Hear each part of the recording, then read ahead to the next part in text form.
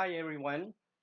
Recently I received some question regarding to uh, certain aspect that students probably don't understand fully, and so I'm gonna here to try to answer the question. Now, a lot of time I may have to group few of the question together to answer, so that it's easier for everybody to be able to see it.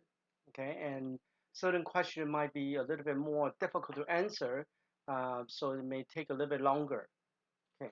I also do encourage all the other new students to try to submit a question, or perhaps that you got some image of a flower or anything that you think is interesting enough that I could try to see whether or not that's to teach in the class.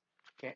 So the first question I have is one of the students said, I got a whole bunch of paper at home and I cannot differentiate the type of paper.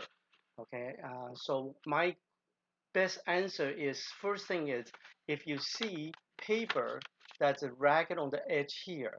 Okay, so you mean this edge here, you can see something sticking out. And so these are a lot of time we sort of call them as a handmade, but it's not totally true. That's all paper handmade have this edge because it may be chopped it off. But in general, if it's a mulberry paper, or they call it 麻纸, 棉纸, okay, any of these, they all have this edge here. So these are basically that category. Now, again, that's in China, Taiwan, Korea, Japan, they all produce this type of paper. So you cannot really just by looking at the paper and to tell what they are, which brand and what country they produce.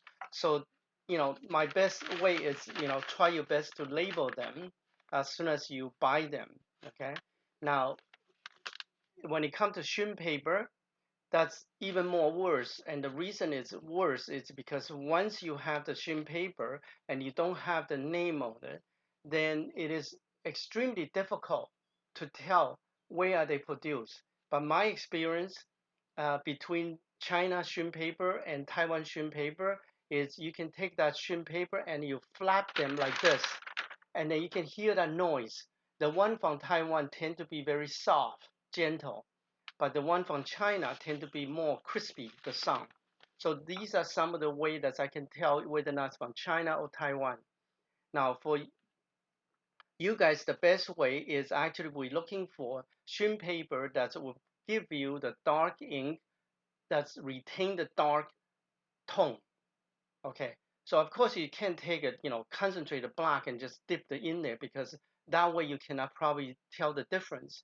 So the best way is dilute a little bit and then you put the ink there and then wait until it's dry.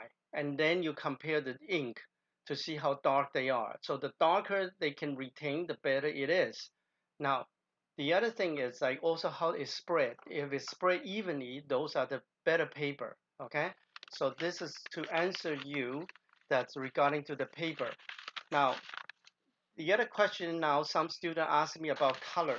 So again, as you can see here, I have Mimira Blue, Indigo.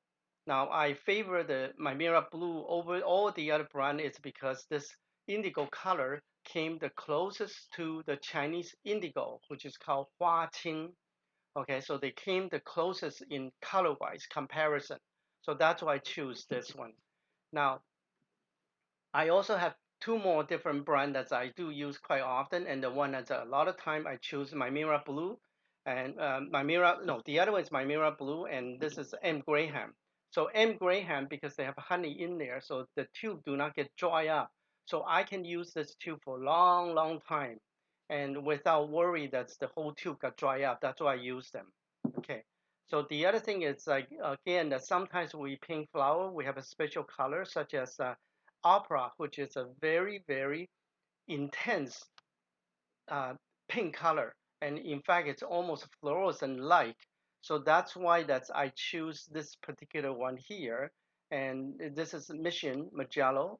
Okay. So professional color. So this is one good one to use. And of course, the other ones I mentioned before, Holbein also produce opera. Okay. All right. So these are the three color that's different brand that you can see. That's what I use. Okay. I also have another question. It's regarding to cleaning the brush.